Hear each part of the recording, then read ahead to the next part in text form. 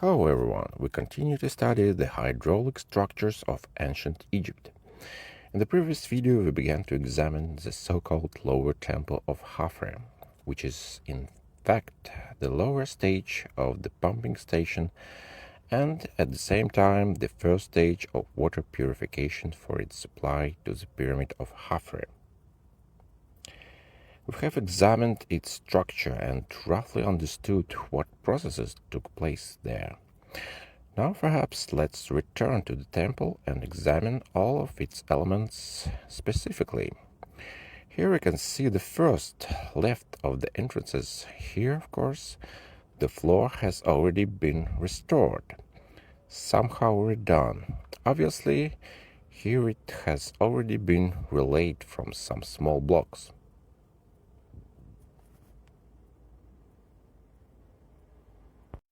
The facade stones are very massive and they stand at an angle, which again confirms the version that there were waves here. And we know from modern reconstruction that a canal from the Nile approached these pyramids of Giza.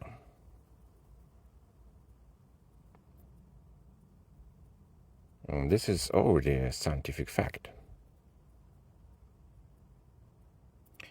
However, judging by the massiveness of this structure, it seemed to me that there was much more water here.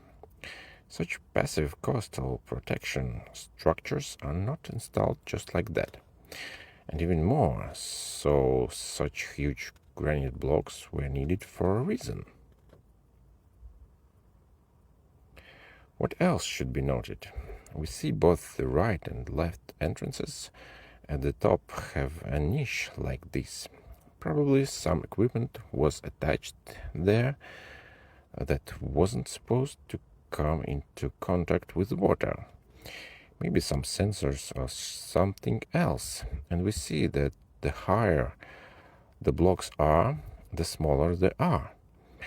That is, the water flowed a maximum of about 2 or 3 meters. And then it was probably dry, and there was water there only in the event of some kind of flood. And we know that floods on the Nile are not uncommon. The Nile flooded every year, and quite strongly. And we move on. This is a chamber where the setting tank is located. We can see that on both sides there are some recesses above these entrances. Apparently some equipment was placed there.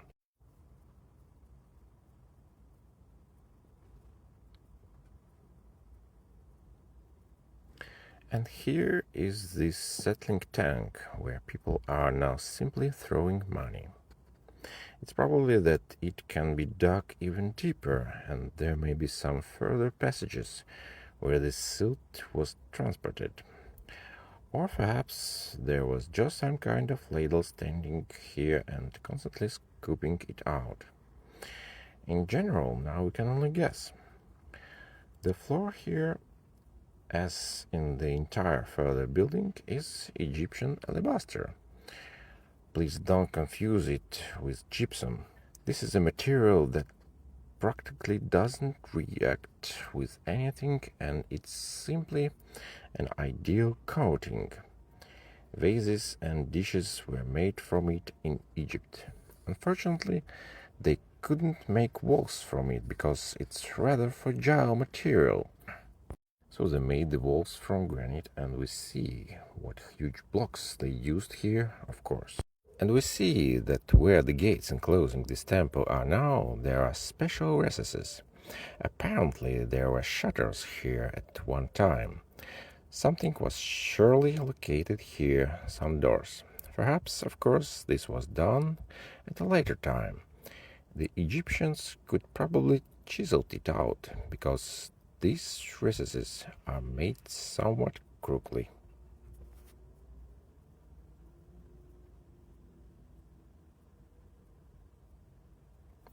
We move further and through a small passage we get into the next chamber, where there are very massive columns, and just by the massiveness of these columns and beams we can assume how heavy the equipment was attached from above.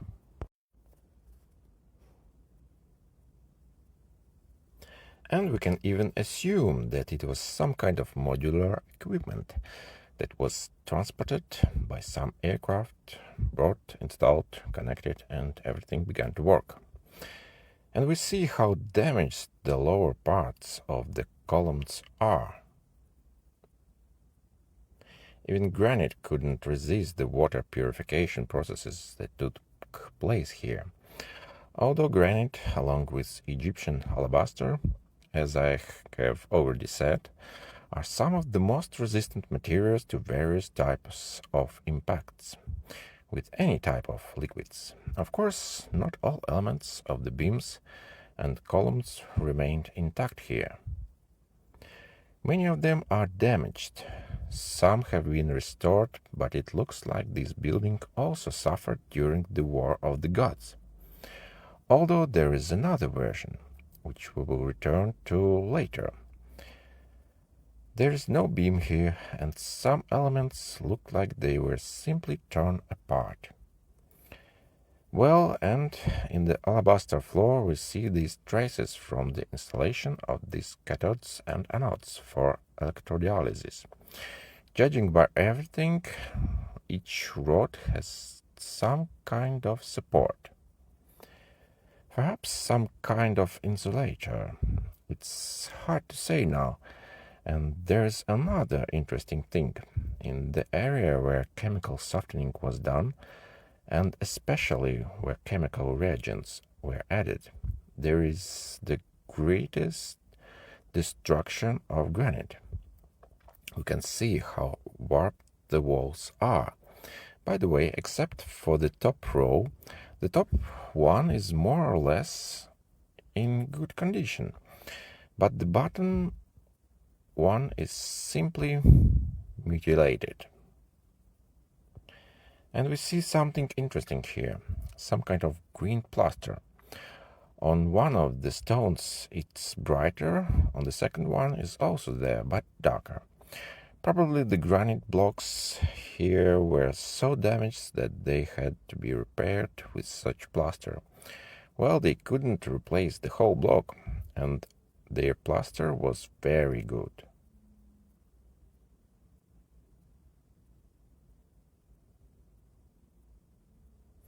And here we can see a hole in one stone. In general, it's not surprising because this place where should have been the highest concentration of these reagents. It's also worth noting the incredible joints that we observe in this structure, especially at the corners. And this again confirms to us that the stones were placed using plasticine technology. The stones were leveled after installation. This surface was cut as if with a knife. This is quite obvious, because no one would intentionally place stones like this. And there is no other way to explain this than by plasticine technology.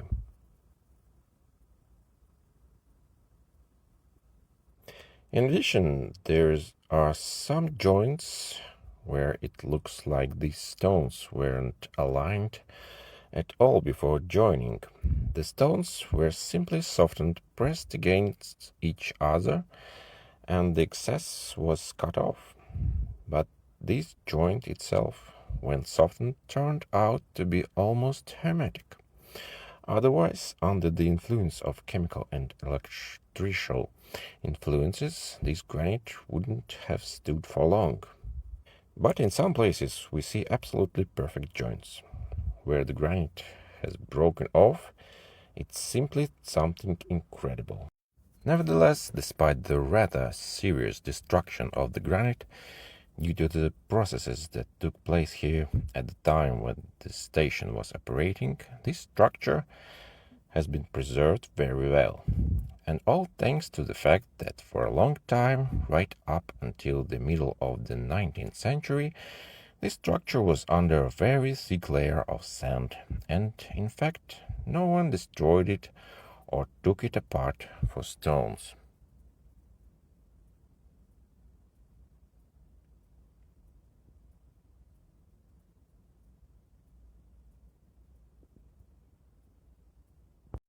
In addition, during the archaeological work, practically no ceiling elements were found here, meaning that the main structure was in the open air. Only a few broken slabs were found, and they couldn't cover everything. Only in some places, apparently, where there was such a technological need. And we're moving to the second tier of this structure, and these cutouts in the top row of blocks along the outer wall immediately catch our eye. Such cutouts are usually made where some flexible hoses need to be passed through a place, say where there is an acute angle, for example a wall, a corner of a wall, or it's, as I already said, it was modular equipment that was placed on top and simply rested against these grooves. Who knows? And we see such grooves along the perimeter of the entire chamber where electrodialysis took place and also in some other places. For example, here too, apparently, there were some pipelines, of which there should have been quite a lot. Well, and on the other side, we see this hatch for some technological pipelines, communications, which leads to the place where the pump was located. Well, we see that there are some additional cuts on the stones that are located here. Obviously, something was also fastened here. And we see how small the dimensions of this tunnel are, and even if a person were to squeeze through, it would be with great difficulty. On the other side, we see this area for filling with reagents. From here, two holes are visible where these hatches are located. One hole is not visible here, but there is another old photograph in which the hatch is clearly visible. And this lid that covered it's slightly damaged. Also, in this photo we can clearly see the damage that was there before the restoration, when this object was just dug up. We can see how damaged the beams are. They have been restored now. That's why it's not noticeable.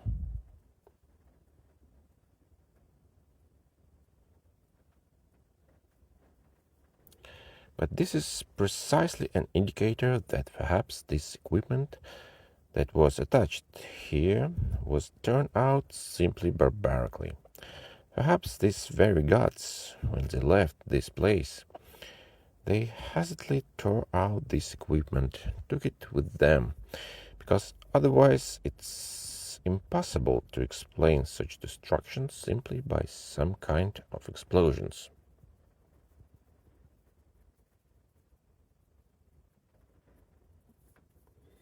And we return to these hatches. We see that they are very small, literally to pass a pipeline through and fill something in. Again, the lines of the joints of the blocks are uneven, which again tell us about the plasticine technology and that the surface was leveled from the inside after installation. And here it was very inconvenient to do this, and this is a very strange technology for us. And we have already approached the exit, or rather the place from where the water began to rise upward. We see a steep rise there. The walls here are also very damaged by time. Again, we see this plasticine technology. The blocks here are laid out very massively, and the top of the passage is clearly lowered, literally to human high. And if we assume that the pipes here were actually made of stone, then from that moment on, this passage had to be completely blocked by a stone ceiling in order to create a vacuum there, thanks to which the water would rise to the top. In confirmation of this, we again observe the alabaster floor, that is, this entire rise, which is now covered with a wooden flooring, so that the people can walk. It was all covered with alabaster, which again confirms that water flowed here. Well, since the level is rising, we can assume that there was no metal pipe here after all. And we approach the place where this vacuum pump should have been located. We see that again the granite here is very damaged.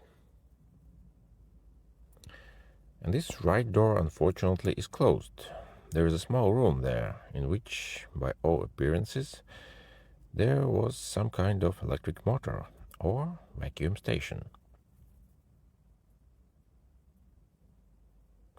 And the block above is removed. Perhaps something was attached here. The equipment must have taken up quite a lot of space. There is a small room in the other side. You can't get through there either. There is a very narrow corridor going up. We see some kind of door here. At some point in time there was one, but it's obvious that it was cut very quickly. Perhaps this is Egyptian work. Human work. Well, and the exit. The granite here is also damaged. We see the ceiling preserved here. And further than these steps here, naturally, there were none.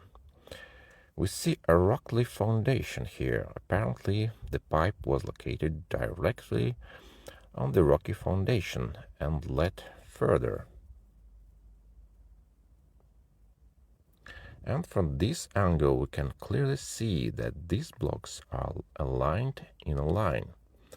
Apparently the slabs were placed along this line, also at approximately the same angle as the floor.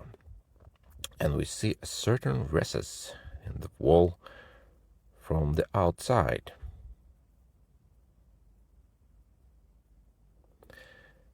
That is, the stone pipe probably went a little bit deeper inside and joined there, which is logical in principle. And then the pipe went along this rocky base, and perhaps its dimensions were quite impressive. Well, you can imagine how such a pipe looked like from this element that I found near one of the pyramids. And the station itself could have looked something like this. And thanks for watching. Subscribe to the channel to see new discoveries.